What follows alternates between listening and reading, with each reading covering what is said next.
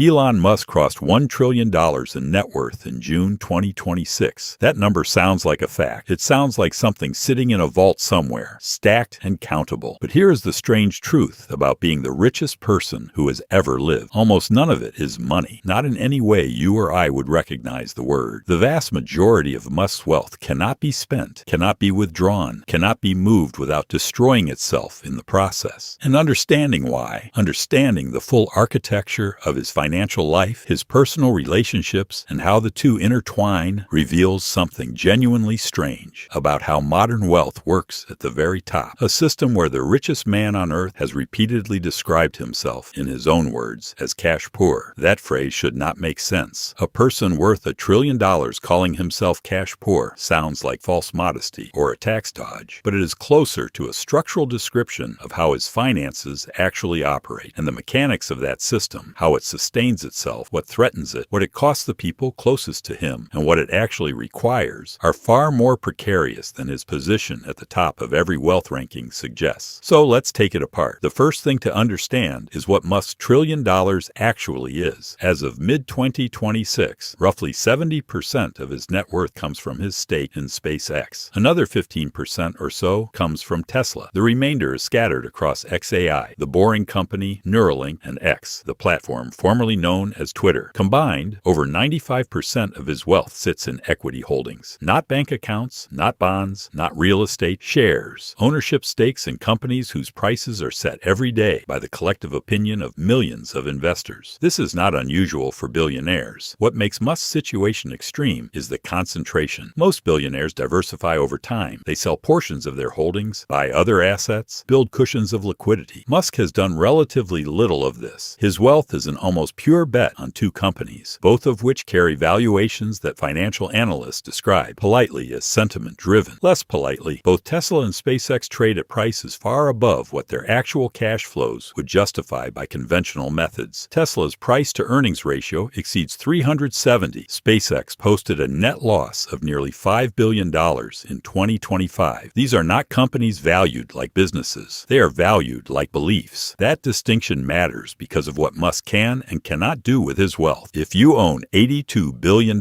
in Tesla stock, which is roughly what Musk had pledged as collateral in recent filings, you cannot simply sell it. Not quickly, anyway. Musk owns approximately 15% of Tesla's outstanding shares. Selling even a fraction moves the stock price. The market watches his filings obsessively. Every time he has sold Tesla stock in the past, the shares drop. In late 2021 and 2022, Musk sold nearly $40 billion worth of Tesla shares, the largest individual stock liquidation in market history, and the stock fell 73% from its peak. Some of that decline was due to broader market conditions, but the perception that Musk was exiting spooked investors. The act of converting his wealth into cash partially destroyed the wealth itself. This creates a trap. Musk cannot easily access his money without reducing the total amount of money he appears to have. So how does he actually live? How does he buy companies, fund projects, pay for private jets, which cost him over $3 million a year in fuel alone, and generally operate as the most visible billionaire on the planet? The answer is a strategy sometimes called buy, borrow, die. The concept is straightforward. You buy assets that appreciate, you borrow against those assets to fund your lifestyle and investments, and you never sell, which means you never trigger capital gains taxes. The loans are not income. They are not taxed, and because your collateral keeps growing in value, lenders are happy to extend more credit. When you die, your heirs inherit the assets at their current market value, and the unrealized gains are never taxed. The slate resets. Musk has used this mechanism extensively. Regulatory filings show he has pledged roughly 236 million Tesla shares, about a third of his total stake, as collateral to secure personal loans. At current prices, those pledged shares are worth around $82 billion. But Tesla's board has capped how much he can borrow against them at $3.5 billion. That cap sounds like a lot. It is. But relative to his apparent net worth, it's a remarkably thin stream of actual liquidity flowing from a vast reservoir of theoretical value. His loan-to-value ratio sits at approximately 4%. For context, a homeowner with a mortgage typically has a loan-to-value ratio of 80%. Musk is borrowing at 1/20th of what a normal person would consider conservative leverage. Why so conservative? Because his collateral is Tesla stock, and Tesla stock is among the most volatile large-cap equities in the world. This is where the system becomes genuinely precarious. In 2022, Tesla shares fell 69% in a single year, the worst annual decline in the company's history. Musk's net worth dropped by approximately $200 billion, a figure so large it was recognized by Guinness World Records as the greatest loss of personal fortune in history. That same year, he needed cash. He had committed to buying Twitter for $44 billion.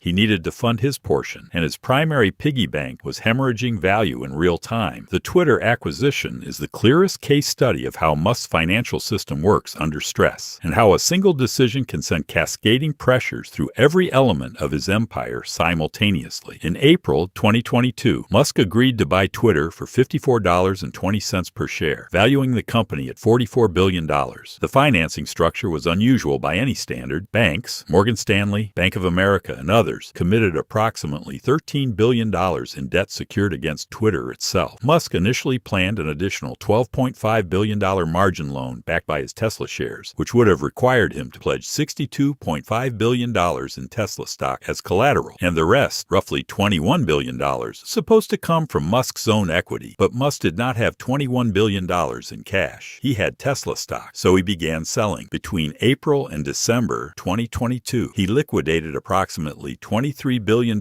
in Tesla shares. Each sale announcement sent the stock lower. Each decline reduced the value of his remaining collateral. Each reduction in collateral made his margin loans more precarious, and each signal of precarity made investors more nervous about Tesla's leadership. Meanwhile, the $13 billion in bank debt became hung, industry terminology for loans that banks underwrite but cannot sell to outside investors at face value. The banks had lent the money expecting to distribute it. The market would not absorb it. For nearly 2 years, those loans sat on bank balance sheets, earning interest but immovable. Described by the Wall Street Journal as the worst buyout financing for banks since the 2008 financial crisis. And the company Musk bought with all this financial engineering? Fidelity, one of the original equity investors, wrote down the value of its stake in X by approximately 80%. The platform that cost $44 billion was estimated to be worth somewhere between $9 and $12 billion within 2 years of acquisition. Advertising revenue cratered. Hundreds of major brands left. The very act that was supposed to demonstrate Musk's power instead became the most expensive demonstration of what happens when a wealth-on-paper billionaire is forced to operate as if that wealth were real. The chain reaction is worth spelling out clearly. Musk commits to the Twitter purchase. He needs cash. He sells Tesla stock. Tesla stock drops. His net worth falls. His borrowing capacity tightens. His margin loans become more scrutinized. Tesla investors worry he is distracted. Analysts downgrade. More selling pressure. More decline. And all of this happens while the company he is buying burns cash and sheds value. One financial decision in April 2022 produced a 12-month sequence that cost him, on paper, $200 billion. But here is what makes Musk's story different from a cautionary tale about over-leveraged billionaires. The system recovered, and the reason it recovered introduces something most financial analyses of Musk completely miss: the role his personal life plays in his economic architecture. Musk has 14 known children by at least 4 different women. This is not a biographical footnote. It is an economic feature of his system, one that reveals how he thinks about legacy, control, and the distribution of his wealth. His first wife, Justine Wilson, married him in 2000 before Tesla or SpaceX existed. During their 8-year marriage, she bore him 6 children, one of whom died tragically in infancy. When they divorced in 2008, Justine asked for 10% of his Tesla shares and 5% of SpaceX. Had she received that, she would be worth approximately $17 billion today. She did not receive it. The reason? A postnuptial agreement she had signed in 2000, shortly after their marriage, which she later wrote about in Marie Claire. "I trusted my husband. Why else had I married him? And I told myself it didn't matter. We were soulmates. We would never get divorced." The judge upheld the postnup. After 2 years of litigation costing Musk at least $4 million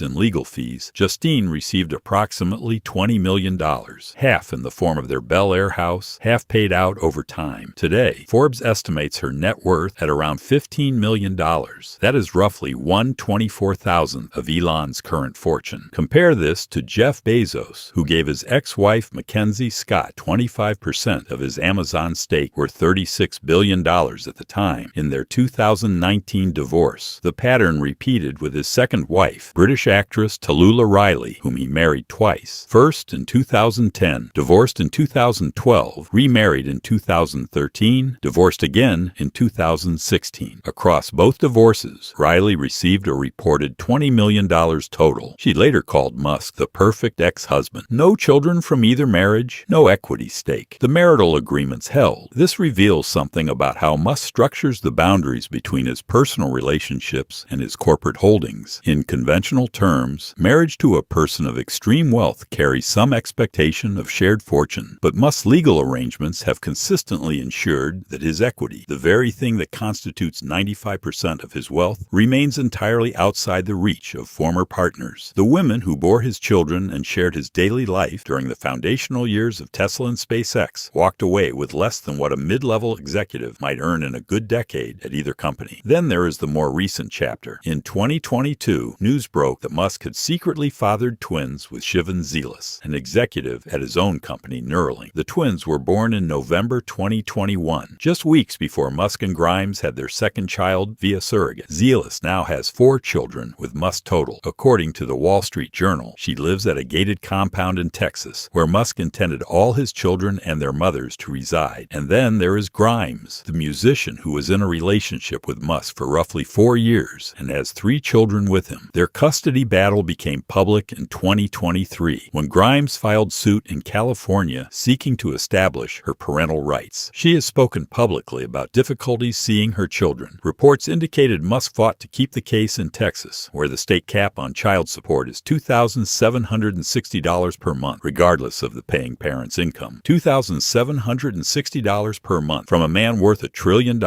This number deserves to sit for a moment. The state formula doesn't care about net worth. It caps based on statutory guidelines, and Musk reportedly has used that statutory reality to his advantage in legal proceedings. The richest person in human history, according to these reports, pays child support at a rate that wouldn't cover rent on a 2-bedroom apartment in most major cities. The economics here are not incidental to his wealth. They are part of its preservation mechanism. Every dollar not paid in divorce settlements, child support above statutory minimums, or equity sharing is a dollar, or rather a share, that remains concentrated in his control. And control of shares means control of companies, and control of companies means control of the narrative that generates the valuation that creates the wealth. The personal and the financial are not separate systems. They are the same system. This brings us to his most publicly painful family rupture. In 2022, one of Musk's twins with Justine, upon turning 18, legally changed her name to Vivian Jenna Wilson, changed her gender marker, and filed papers stating she wished to sever all ties with her biological father. I no longer live with or wish to be related to my biological father in any form or fashion, the filing read. Vivian has since spoken publicly about her father's lack of support for her transition and said she has been financially independent from him since 2020. Musk has spoken about this estrangement publicly, calling his daughter dead, using her former name, and attributing what he described as losing her to ideology. He has since become one of the most prominent voices opposing transgender rights, a political transformation that some observers connect directly to this personal experience. The political stance aligns him more closely with the current administration, which in turn benefits his companies through regulatory favor and government contracts. Whether or not the connection is that calculated, the outcome is clear. A family rupture became a political identity, which became a business advantage. This interweaving of family, politics, and corporate value might be the most underappreciated element of Musk's economic system. Consider, Musk companies have received at least $38 billion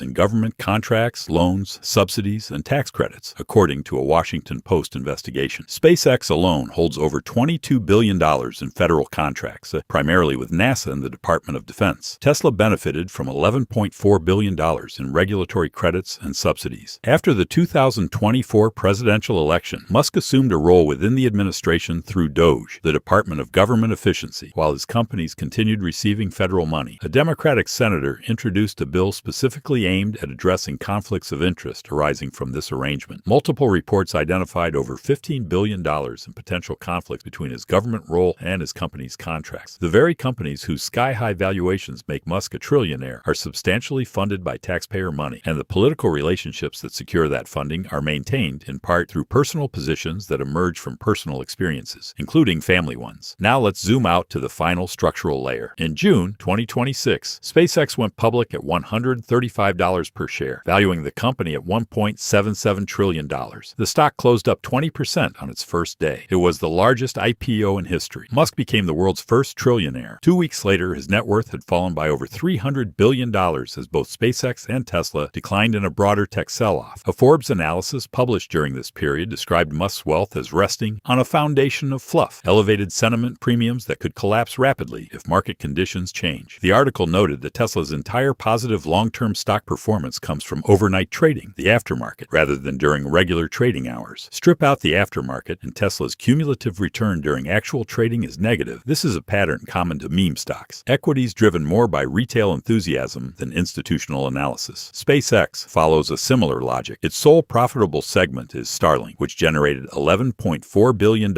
in revenue in 2025 with a 63% EBITDA margin. But the company as a whole lost nearly $5 billion due to costs elsewhere. A company losing money does not normally achieve the largest IPO in human history. SpaceX did because it is not being valued on current earnings. It is being valued on collective belief about the future. And this is where everything connects. Musk's wealth is not a function of business performance in the traditional sense. It is a function of narrative, of story, of sentiment. And that narrative is inseparable from his personal mythology, the version of himself he projects, the genius founder, the man saving humanity, the father of 14 trying to solve population collapse, the political provocateur. Each persona serves a narrative function, and each narrative function serves the valuation, and the valuation serves the wealth. His public embrace of pronatalism, the ideology that falling birth rates represent a civilizational threat, is not merely a personal quirk. He has tweeted that population collapse due to low birth rates is a much bigger risk to civilization than global warming. He has funded fertility research in Texas. He has repeatedly stated that the best thing smart people can do is have more children, and he has practiced what he preaches. 14 children by 4 women, several conceived via IVF, some born secretly, some announced only through leaked court documents. But the ideology creates a paradox when placed beside the economics. Musk advocates for large families while structuring his legal and financial relationships so that neither his partners nor his children have meaningful access to his wealth during his lifetime. The postnuptial agreements, the statutory minimum child support, the fought custody battles in jurisdictions with the lowest financial obligations, the compound in Texas designed reportedly so he can be near all his children, but where the mothers reportedly live in separate houses with separate legal arrangements. The children are central to his personal mythology, but the wealth remains structurally separated from the family. The buy, borrow, die strategy depends on never liquidating. If it works perfectly, the wealth passes to heirs only upon death, at stepped-up basis without capital gains tax. The children inherit the empire. But while Musk is alive, his relationships to those children and their mothers are shaped by the same principle that shapes everything else in his economic life. Maintain control of the shares. Do not let the equity dilute. Do not let anyone gain leverage over the central asset. So what is the realistic range of outcomes for this system? In the best case, SpaceX's valuation is eventually justified by Starlink achieving global broadband dominance and launch services maintaining their cost advantage. Tesla successfully transitions into an AI and autonomous driving company, justifying its premium valuation. Musk's wealth stabilizes above $1 trillion. The underlying businesses generate enough cash flow to convert sentiment into substance, and his 14 children eventually inherit a diversified empire worth far more than what exists today. In the realistic positive case, SpaceX remains highly valuable but experiences the long-term underperformance typical of IPOs in hot markets. Tesla maintains its position but faces growing competition that compresses margins. Musk remains extraordinarily wealthy, hundreds of billions, but the trillion-dollar status proves temporary, a peak rather than a floor. His family arrangements produce inevitable legal challenges, especially as the children age and the estate planning crystallizes. In the realistic negative case, rising interest rates or an AI market correction triggers a broad sell-off in high-sentiment stocks. SpaceX and Tesla both decline 40 to 50%, well within their historical volatility range. Musk's net worth drops below $500 billion.